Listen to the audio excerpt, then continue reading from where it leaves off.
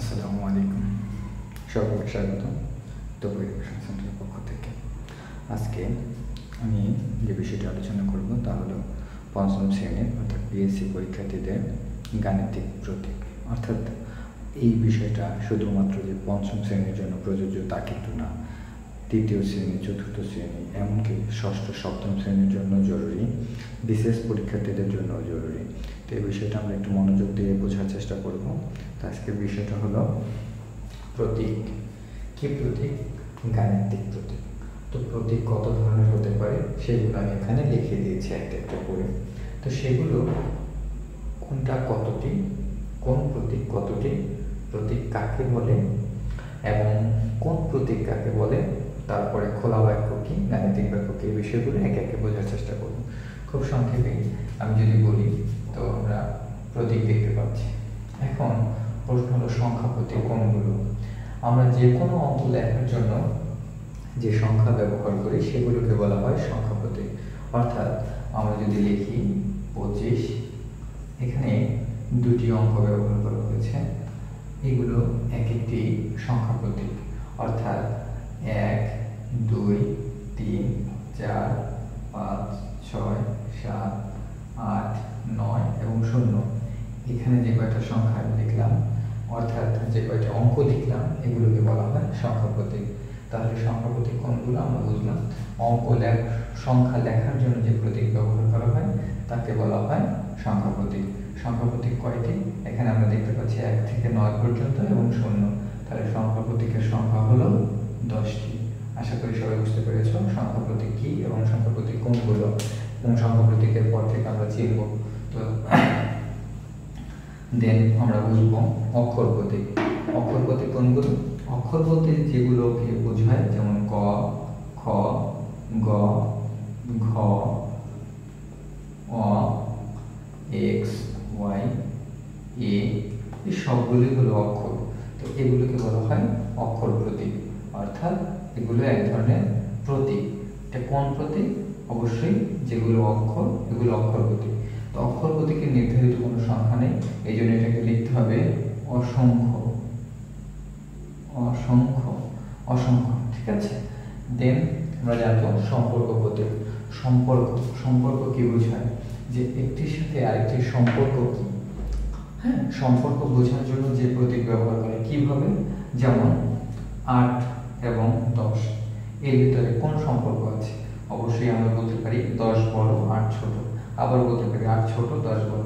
তা আমরা এভাবে প্রকাশ করতে পারি, আবার যদি চাই আমরা এভাবে লিখতে পারি। তার মানে বড় ছোট সমান এই বিষয়গুলো লেখার জন্য যে প্রতীক ব্যবহার করা হয় এগুলোই হলো সম্পর্ক প্রতীক। তো সম্পর্ক প্রতীক কতগুলো? সম্পর্ক প্রতীক হলো 8টি। কি কি আমরা একটু লেখার চেষ্টা করতেছি। সমান, সমান 9, বড় ছোট, বড় 9, ছোট 9, বড় সমান, ছোট সমান। তো 8টি হলো। তো সম্পর্ক প্রতীক কয়টি? 8টি। তারপরে আমরা প্রক্রিয়া প্রতীক বোঝার চেষ্টা করব। তো প্রক্রিয়া প্রতীক কোনগুলো?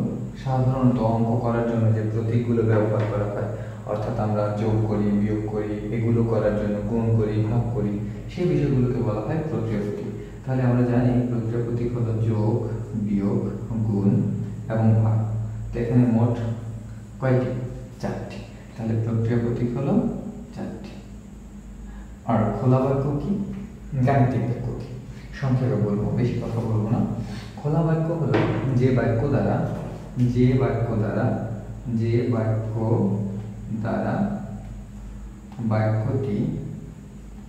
বাক্যটি সত্য না মিথ্যা তা বোঝা যায় না, তাকে খোলা বাক্য বলে। খোলা বাক্য বলে। অর্থাৎ যদি বাক্যটা দ্বারা আমরা বুঝি যে বাক্যটা সত্য, তাহলে সেটা খোলা বাক্য হবে না। যদি বুঝি এটা মিথ্যা, তাহলেও খোলা বাক্য হবে না। অর্থাৎ আমরা যে বলতে পারবো না আসলে এটা সত্য না মিথ্যা, তখনই সেটা হবে খোলা বাক্য। তো খোলা বাক্যের একটা এক্সাম্পল যদি বলি, ক যোগ 3 সমান সমান 7। তো এই যে একটা কথা, এখানে আরো একটা কথা বলতে পারি, যে বাক্যের ভিতরে অক্ষর প্রতীক থাকবে, অর্থাৎ অক্ষর প্রতীক থাকা মানেই হলো সেটা একটি খোলা বাক্য। অক্ষর প্রতীক থাকা মানেই খোলা বাক্য। তাহলে আমরা বলতে পারি যে বাক্যে অক্ষর প্রতীক থাকে সেই বাক্যটি একটি খোলা বাক্য। তাহলে আমরা খোলা বাক্য বুঝলাম। তাহলে গাণিতিক বাক্য কোনটা? খোলা বাক্য এবং গাণিতিক বাক্যের মধ্যে মিল আছে, অর্থাৎ খোলা বাক্য দ্বারা বাক্যটি বোঝা যায় না সত্য না মিথ্যা, আর গাণিতিক বাক্য হবে তখনই যখন বোঝা যাবে যে বাক্যটা সত্য না মিথ্যা। তাহলে আমরা যদি এই একই কথা লিখতে পারি, কি লিখতে পারি? বোঝা যায় তাকে কি বাক্য বলে? অবশ্যই যে বাক্য দ্বারা বাক্যটি সত্য না মিথ্যা তা বোঝা যায় তাকে গাণিতিক বাক্য বলে। গাণিতিক বাক্য বলে। যেমন আমরা যদি এখানে লিখি 4 + 3 = 7, বোঝা যাচ্ছে যে এটা সত্য, অর্থাৎ এটি একটি গাণিতিক বাক্য। আর যদি লিখতাম 3 + 3 = 7, বোঝা যাচ্ছে একটি মিথ্যা বাক্য, অর্থাৎ মিথ্যা, এটা সত্য না। তাহলে বুঝতে হবে এটা সত্য বা মিথ্যা যদি ক্লিয়ার করে বোঝা যায় তাহলে সেটা হয়ে যাবে গাণিতিক বাক্য।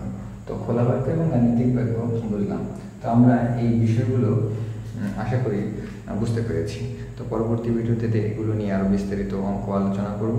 সবাই ভালো থাকবে। যারা আমার চ্যানেলকে এখনও সাবস্ক্রাইব করেনি দ্রুত সাবস্ক্রাইব করে ফেলো, তাহলে তোমাদের যে কোনো বিষয়ের ভিডিও সবার আগে তোমরা পেয়ে যাবে। ভালো থাকবে, বাই।